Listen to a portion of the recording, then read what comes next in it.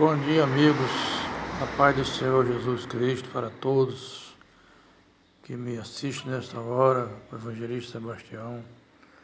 Eu quero nesta hora compartilhar com os irmãos, com os queridos, sobre o livro de Malaquias, no capítulo 3 e o versículo 18, onde lá está destacando dois tipos de pessoas: aqueles que servem a Deus e aqueles que não servem a Deus, o ímpio e o justo. Há uma grande diferença nesses dois tipos de pessoas. Para Deus todos são importantes, mas há uma diferença para aqueles que temem a Deus, aqueles que respeitam a Deus, aquele que entende as coisas de Deus, e aqueles que não entendem, que não respeitam, que não acreditam, não tem mais visão de Deus. E nós estamos vivendo tempos em que precisamos se achegar para Deus. Os sinais que a palavra de Deus tem para nós, os sinais do final dos tempos, isso já está acontecendo, já aconteceu praticamente tudo. O que falta mais para acontecer? Que sinal você espera de Deus para que você creia na vinda dele? A Bíblia fala em peste, fome, guerra, nações contra nações, reino contra reino, filho contra pais, pai contra filho, irmão contra irmão, briga entre famílias, a nação inteira brigando, um querendo tomar a outra, é um governante querendo tomar o país do outro, é uma guerra que não tem fim. Se você parar e pensar e analisar friamente, você vai ver que nós estamos em guerra. O mundo inteiro está em guerra espiritual e até material em alguns lugares. O nosso país, o Brasil, ainda tem um pouco de paz, mas é por pouco tempo, irmãos. Não espero que o Brasil vai ser esse mar de rosa, como muitos pensam. O Brasil, essas coisas acontecem lá fora, no Brasil não acontece.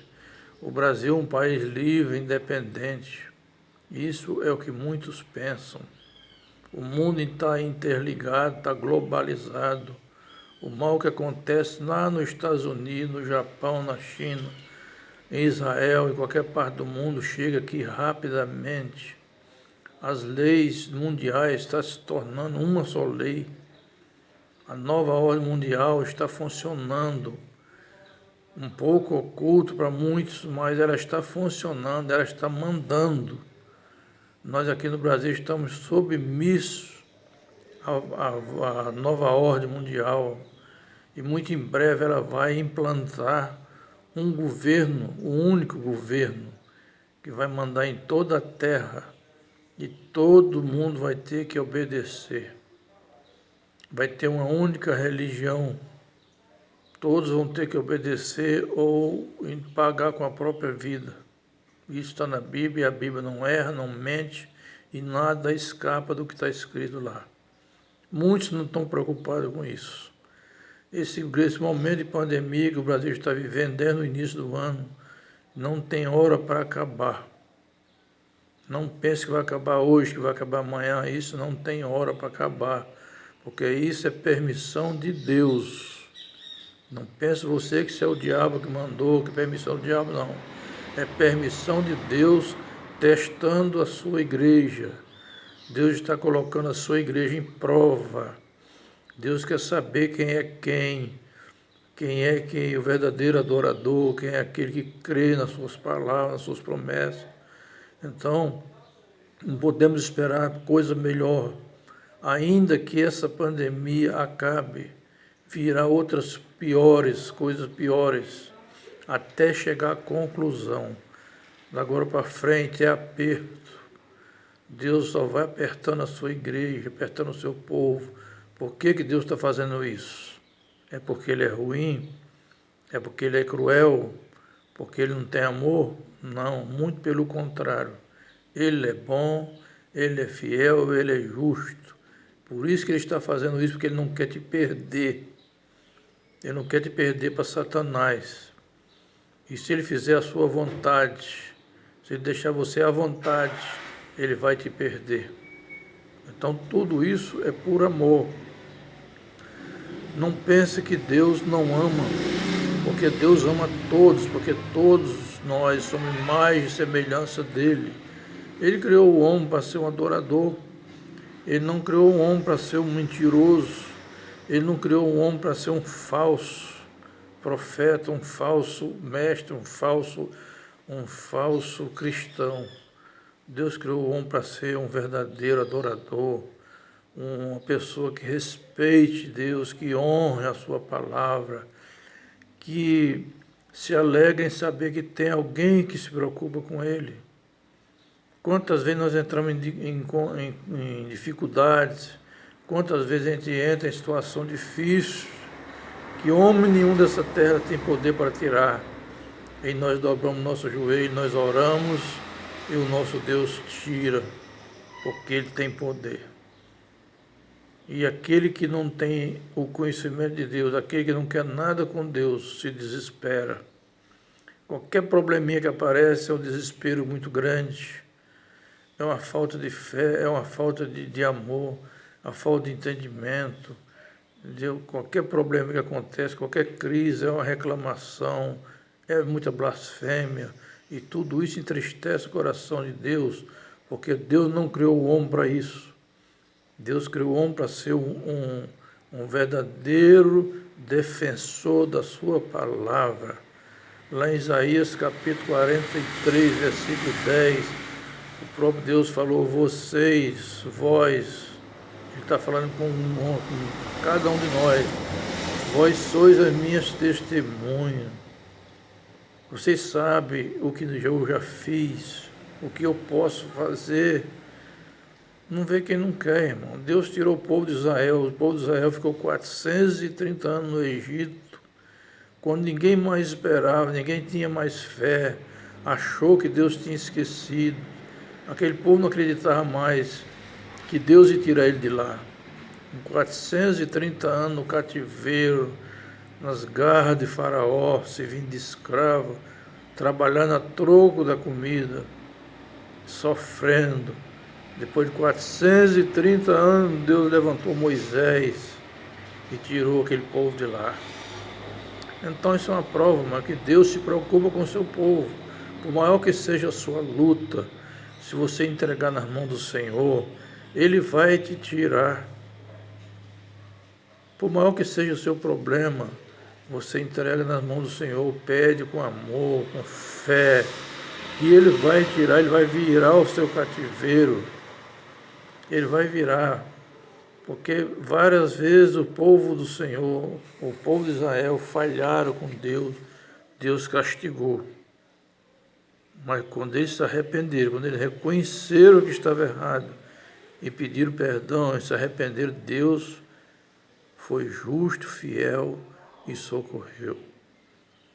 O povo de Israel erraram em um tempo em que Deus mandou eles para o cativeiro e decretou 70 anos, você vai ficar 70 anos no cativeiro da Babilônia.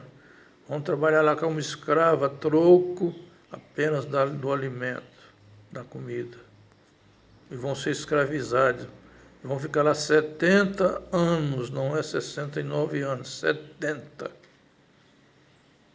E com 70 anos Deus foi lá, tirou, usou um ímpio para tirar o povo dele de lá.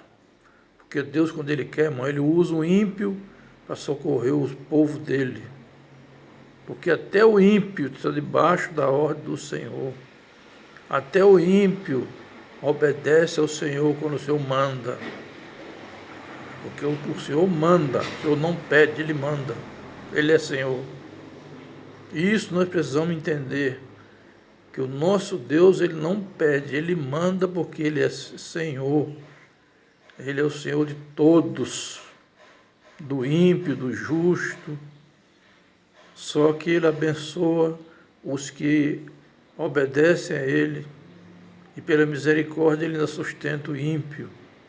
O ímpio deveria ser mais grato a Deus do que o justo, porque ele está vivendo na desobediência, ele está vivendo fora da vontade de Deus, está vivendo no mundo de pecado, ele está vivendo um mundo de decadência, ele está vivendo um mundo pecaminoso, ele está abraçando o pecado, ele está adotando o pecado como regra de fé, como vida, como se fosse uma coisa normal.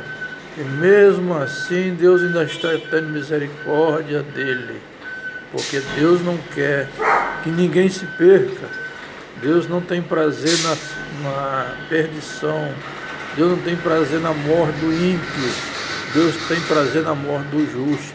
Então por isso que Deus perdoa, por isso que Deus muitas vezes dá prazo ao ímpio, muitas vezes tem um ímpio que blasfêmia, ainda diz assim, o povo de Deus, que diz que é de Deus, que adora a Deus, que vive na igreja de noite, vive passando dificuldade, muitos não têm emprego, muitos não têm dinheiro, muitos não têm casa para morar, muitos não têm nada, e eu não sirvo a Deus, não faço nada e tenho tudo.